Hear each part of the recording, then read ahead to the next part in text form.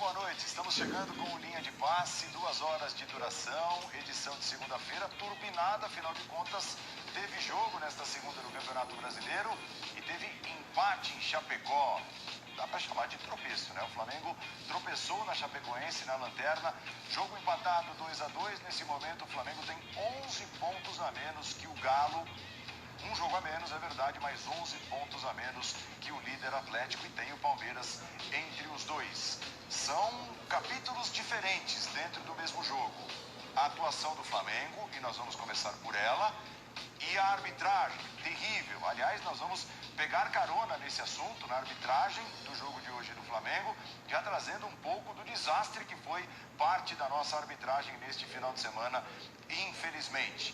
Falaremos de Palmeiras, de Galo, do Corinthians, afinal de contas, Silvinho, é bom, é ruim? Parte da torcida do Corinthians torce o nariz para o trabalho do Silvinho, mas o Corinthians está ali de 1-0 em 1-0, conquistando pontos e se aproximando do G4 do Brasileirão. Tem o Vasco também e a toalha jogada depois da derrota do jeito que aconteceu no Clássico neste final de semana. O Vasco não subirá, não estará na Série A no ano que vem. Estou com Pedro Ivo Almeida, Paulo Calçade e em casa Jean Oddi e Vitor Birner. É a escalação do time do Linha de Passe nesta segunda-feira. Estão os dois também. E para você participar, Linha de Passe, a nossa hashtag desde já à sua disposição. Vamos fazer o seguinte, é claro, é difícil, né, a gente separar absolutamente uma coisa da outra. Mas vou tentar falar um pouquinho de futebol e depois a gente fala firme também sobre a arbitragem do jogo lá de Chapecó. Se você pediu, tá combinado. Por mim, tudo bem. Bora. Até porque a gente vai fazer essa ligação, né, vai trazer esse gancho com os erros cometidos, erros importantes também cometidos no final de semana. Já os melhores lances desse empate 2-2, tropeço do Flamengo em Chapecó, Pedro. Boa noite, Paulo. Um abraço para você, Calçade, Jean, Birner em casa, fã de esporte com a gente. Eu achei que você foi até comedido, educado, polido. Podemos chamar de tropeço, não é muito tropeço. É muito tropeço, porque quando você começa a considerar que esse Flamengo faz esse jogo depois de todo mundo já ter cumprido sua missão na rodada, sabe o que precisa fazer, sabe qual é a distância que pode baixar, entra em campo contra o pior time do campeonato, já rebaixado, com apenas uma vitória, e sofre. É o que você falou brilhantemente no início. Vamos falar muito de arbitragem, tem que se falar. Não é só aquela questão, não, assunto chato, toda rodada, não. A arbitragem hoje ela impacta. Tem pênalti não marcado no Gabriel, tem um impedimento absurdo, que não deixa o lance seguir, impedimento marcado que não estava impedido. Tem todo um contexto que muda aquele primeiro tempo. A gente pode falar isso, só que tem um Flamengo de 45 minutos no segundo tempo, que não cria, não consegue furar uma defesa da Chapecoense, não é uma grande retranca bem trabalhada do brasileiro.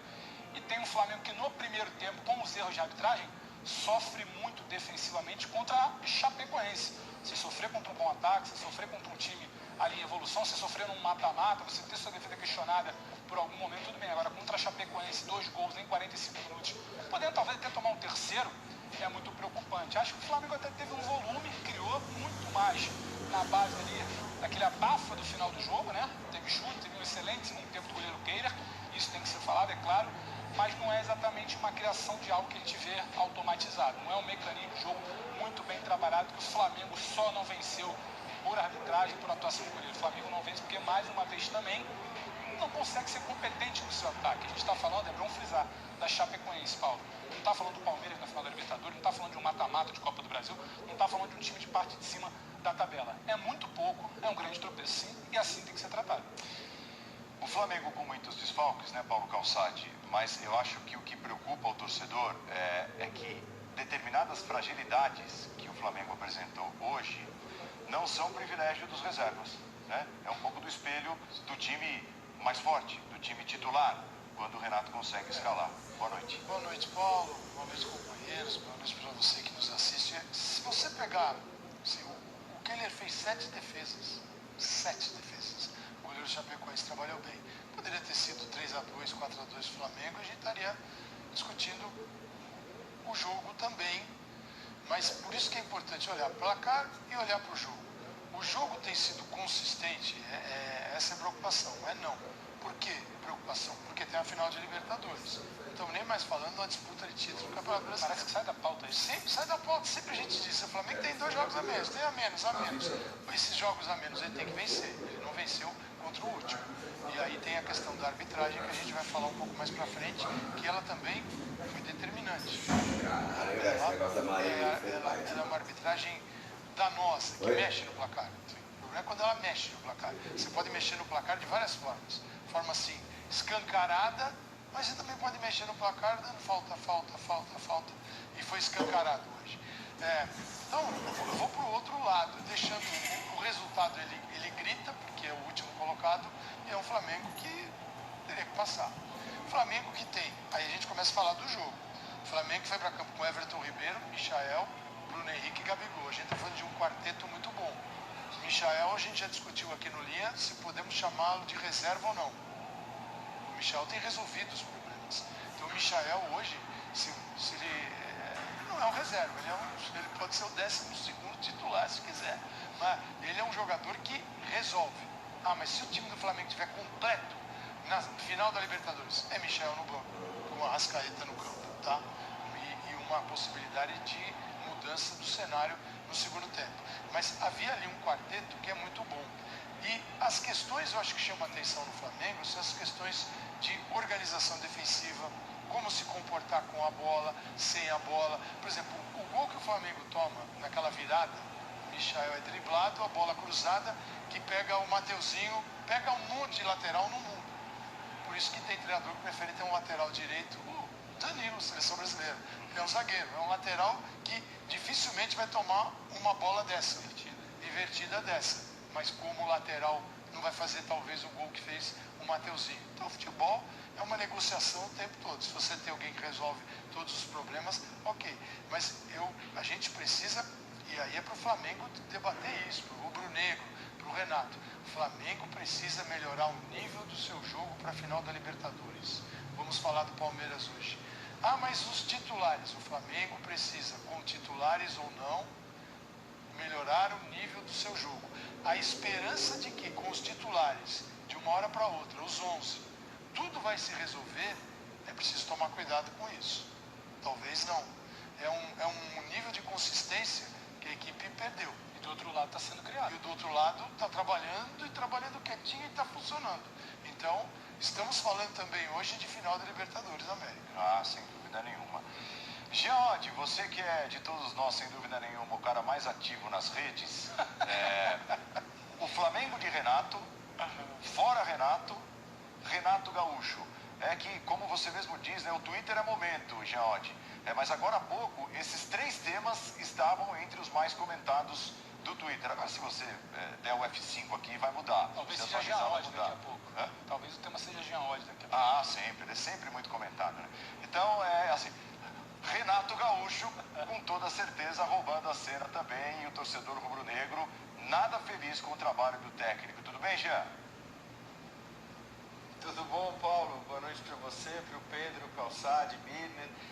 Pois é, eu acho que a insatisfação do torcedor do Flamengo ela é completamente compreensível, né? Com a atuação do time, com o trabalho do Renato, eu acho compreensível. Não sou mais tão ativo nas redes como você falou, mas acredito piamente nas suas informações, porque faz sentido.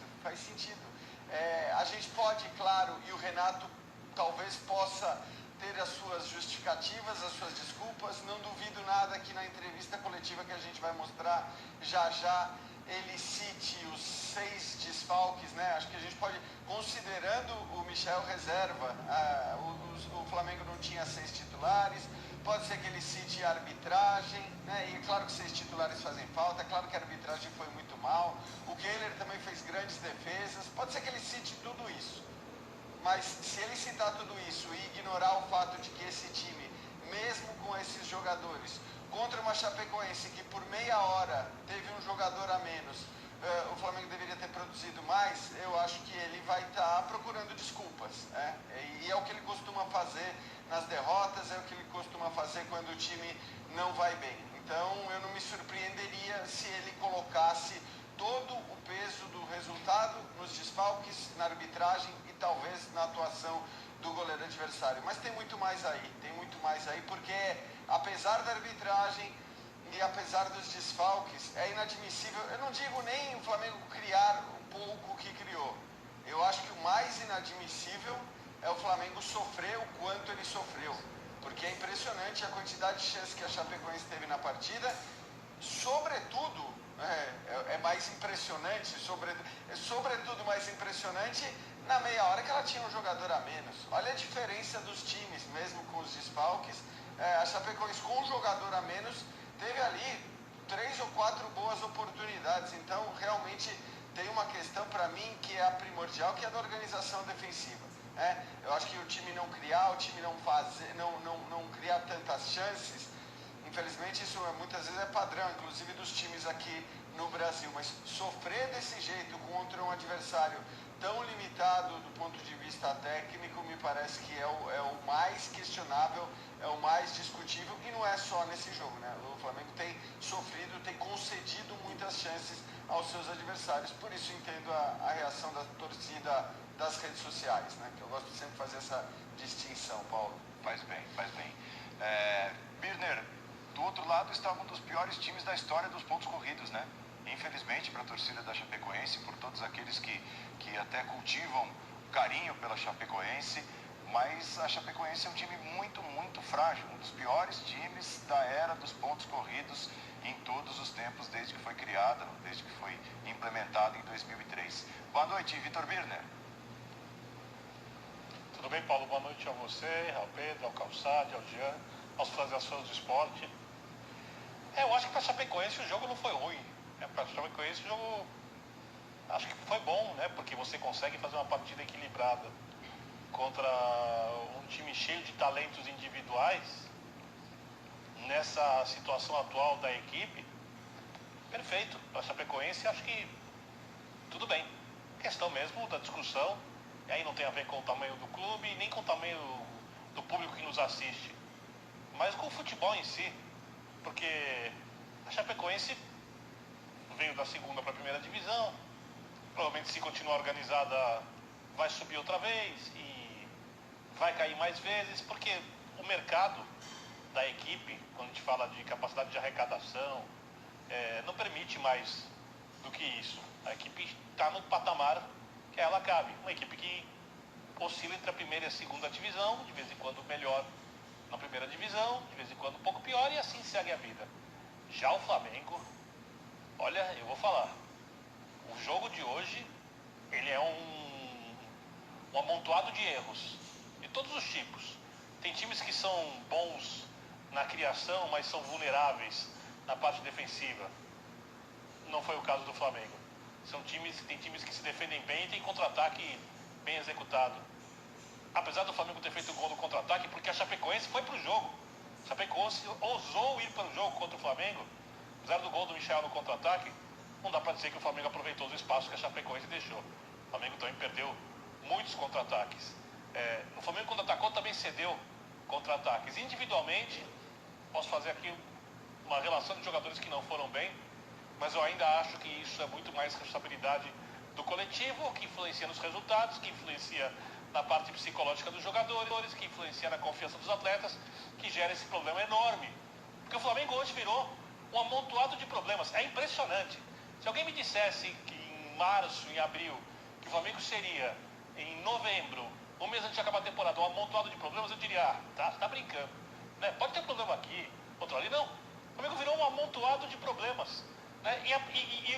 E ainda bem para o Flamengo que ele está na final da Libertadores, pode ter terminado a temporada de um jeito épico, né? Conquistando um tricampeonato, pode fazer história, mas uma coisa é certeza absoluta: o flamenguista vê o time e sofre hoje.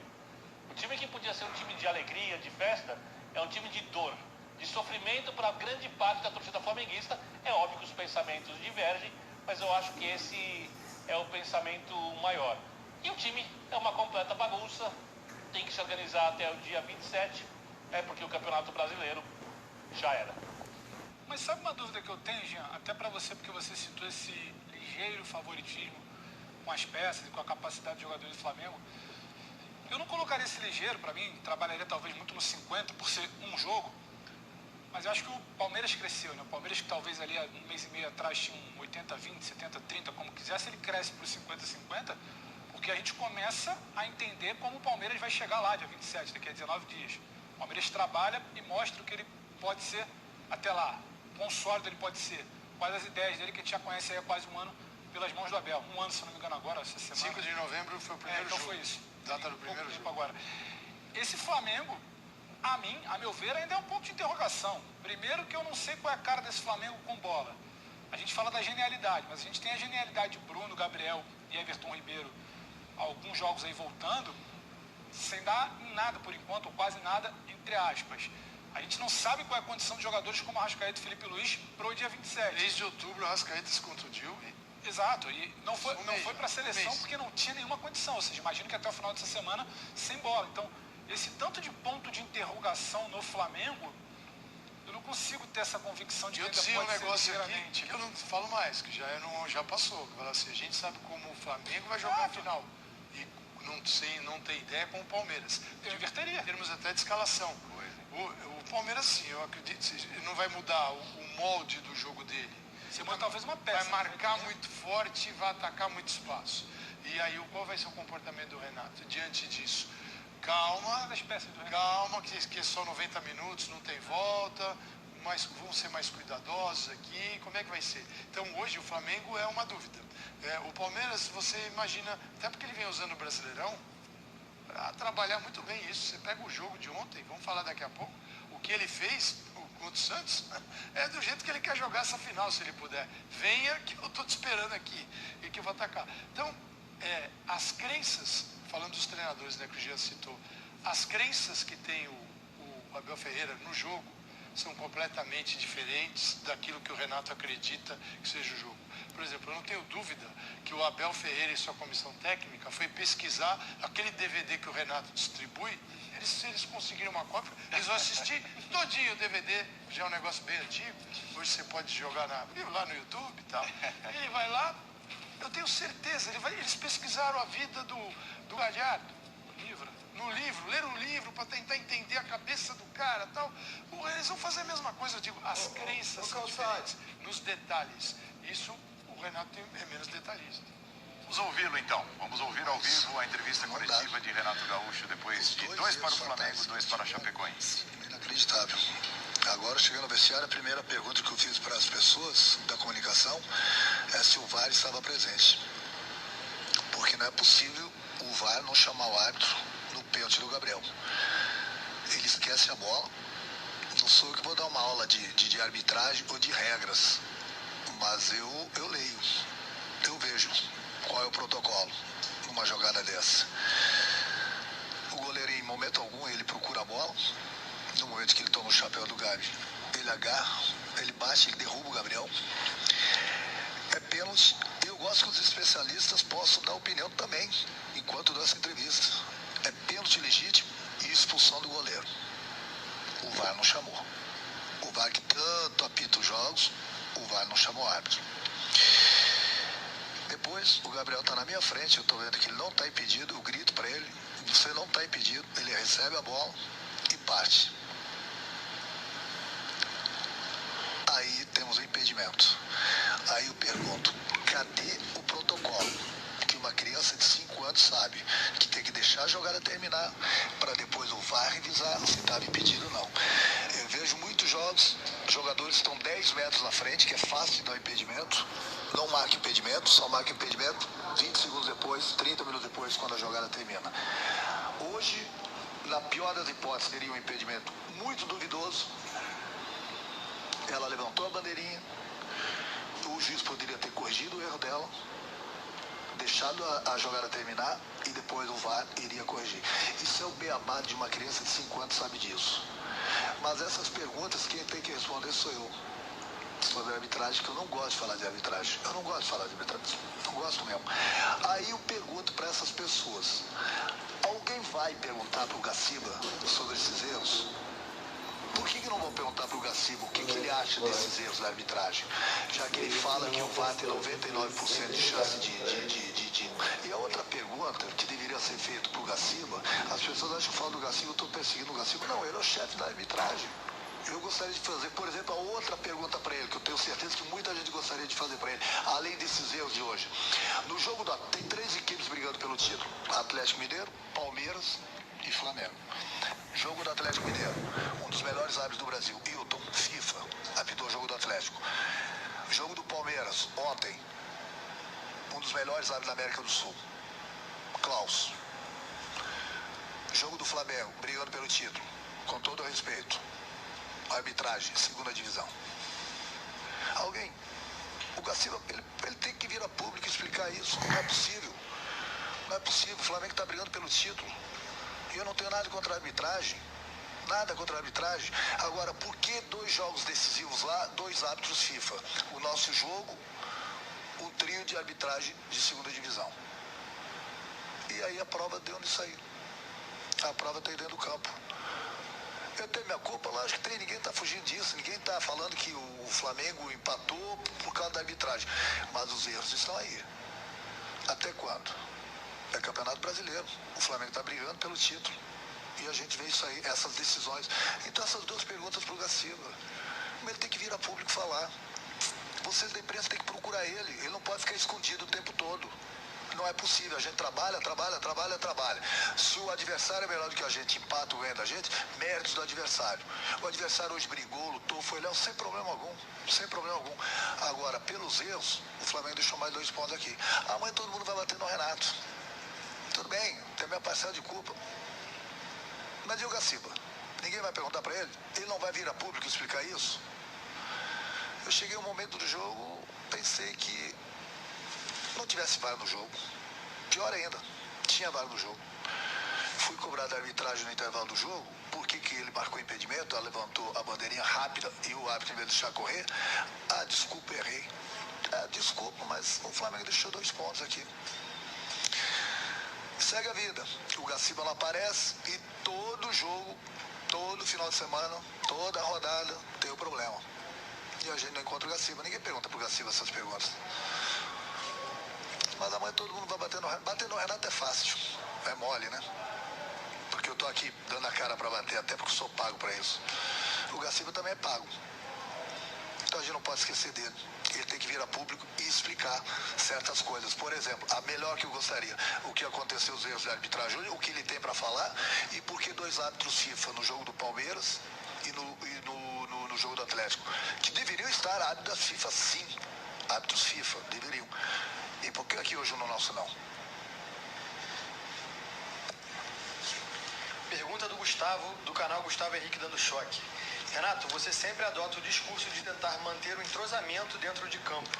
Sem o Davi Luiz, você sempre escalou Léo Pereira ou Gustavo Henrique. Por que a opção pelo Bruno Viana hoje? O Bruno, toda vez que ele foi chamado, ele jogou bem. Ele está no mesmo nível do Gustavo, do próprio Léo. O Léo vem jogando praticamente todos os jogos. E eu não posso pensar somente no momento, eu tenho que pensar um pouquinho ali na frente, no caso do dia 27. Nós temos 5 zagueiros, só que para esse jogo a gente não vai ter o Léo Pereira. Então eu preciso dar ritmo de jogo pro Gustavo e pro Bruno também, além do Caio e do Davi. Porque eu não sei o que vai acontecer, nós temos jogos pelo Campeonato Brasileiro, eles podem sofrer um tipo de lesão e daqui a pouco estão com 3 zagueiros. E daqui a pouco dos 3 zagueiros tem um zagueiro que não está com ritmo de jogo. Então eu tenho que deixar todo mundo pronto, da melhor maneira possível, pro dia 27 também. Por isso que o Bruno jogou hoje. Até porque toda vez que ele foi chamado, também ele correspondeu. Pergunta do Sidão Marinho, da Litoral News. Renato, o Gabriel Batista passou muita insegurança no gol no Flamengo de hoje. Sem o Diego Alves, o time precisa ter outro nome para a posição? Hugo e César podem ganhar oportunidades na ausência do goleiro titular? O futebol, ele é muito ingrato, né? Imagina se eu coloco o Hugo hoje para jogar e de repente ele passa insegurança, né? O Flamengo tem esses 4 goleiros, a gente vai com eles até o final. Eles são bons goleiros, eles têm nos ajudado bastante. Acredito que o Gabriel tenha passado essa insegurança hoje, inclusive na hora do gol dele ele fez grandes defesas ali. Enfim, é um goleiro que é do plantel do Flamengo e ele tem toda a nossa confiança.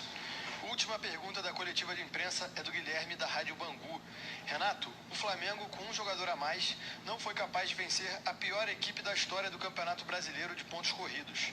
O que o torcedor pode esperar um desempenho na final da Libertadores diante do futebol apresentado hoje? Mas nem todo mundo vai jogar bem. É lógico que a gente está devendo bastante. Mas nós vamos melhorar. Pode ter certeza que para o dia 27 é um jogo atípico. É um jogo de 90 minutos. É uma final, vai ser um Flamengo totalmente diferente.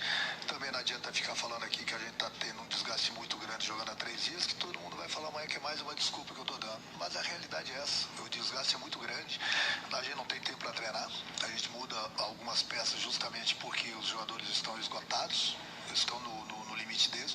Hoje 2 jogadores não deveriam nem ter jogado porque estão no limite deles e a gente está arriscando.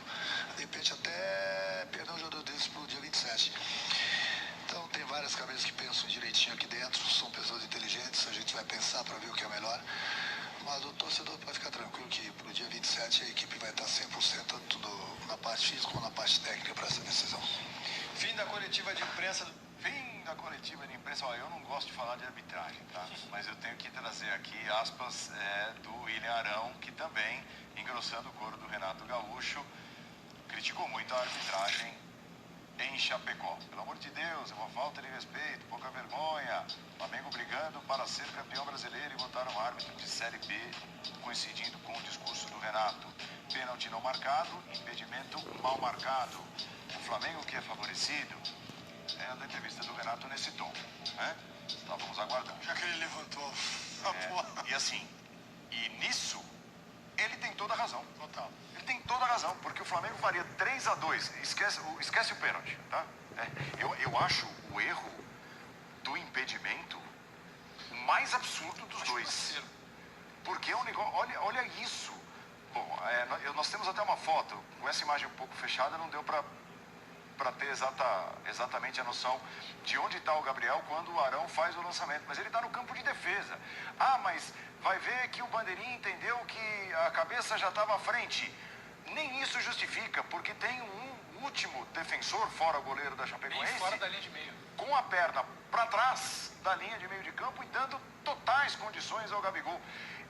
E assim, e a gente aqui, nós aqui, e muita gente critica aquela coisa do árbitro deixar correr e jogar tudo nas costas do VAR. Eu prefiro. Para impedimentos de 2 metros. Eu prefiro. Porque hoje funcionou o bendito do apito nervoso pro cara parar a jogada antes dela terminar. A gente ouve Não é possível. muito por aí nas transmissões. Ah, por que marcou? Por que não marcou tal? Sim, a menos que seja uma coisa enorme. Mas eu prefiro que deixe correr, porque é o seguinte, aí você não erra. Aí vai pro VAR, vai analisar, vai botar a linha e tal. Aí não vai errar nunca. Esse erro aqui, assim, marcado, deixa correr. Deixa eu ver o que acontece. Esse erro aqui pode tirar um gol. E aí o Renato tem toda a razão. O que nós fizemos anteriormente foi analisar o jogo, né? Isso. Independentemente do placar. Perfeito. Que seria analisado também da mesma forma com 3-2, que é muito difícil fazer. É muito difícil. Você vai na vibe do placar, torcida não perde cabeça treinador e tal. Se tiver um frango do goleiro, né, do outro, evidentemente. porque ele não pega uma daquelas não bolas. pega daquelas bolas, aí estaria lindo. Esse erro é grave. Agora, o erro do pênalti, ele é um erro conjunto, né? Porque é o seguinte, o VAR às vezes se sente tímido para levar o árbitro ali para a cabine, para dar uma olhadinha, em lance que o árbitro era o senhor do espaço. Ele estava olhando, ele analisou, ele viu e ele tomou a decisão errada. Foi o que aconteceu.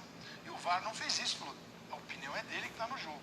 Só que ali é absurdo, porque o goleiro, ele abre o braço para impedir o Gabigol de passar. Ele faz uma falta, né? E ali o VAR, né, não poderia falar, olha, a coisa vai ficar feia para você. Fala só o seguinte, vai ficar feia para você depois do jogo.